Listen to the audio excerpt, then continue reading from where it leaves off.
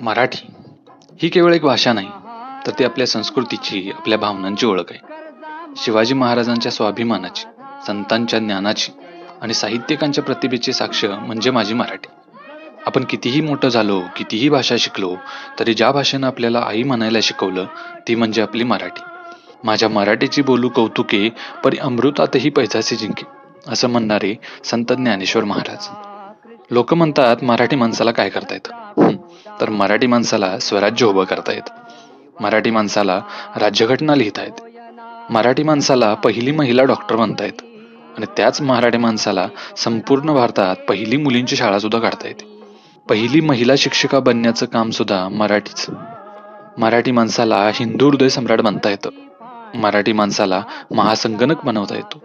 आणि त्याच मराठी माणसाला भारतीय चित्रपट सृष्टीची मुहूर्तमेढ सुद्धा रोवता येते. गानसम्राज्ञी बनता येतं. क्रिकेटचा देव सुद्धा होतो.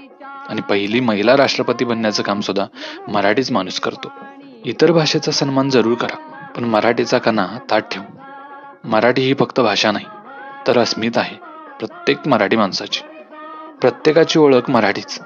या मायमाऊलीने आपल्याला काय नाही दिलं?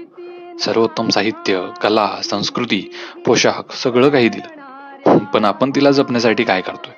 इतर भाषाही आल्याच पाहिजेत, पण आपणच आपली भाषा जपणार नाही, जगणार नाही, तर मग ती टिकणार कशी?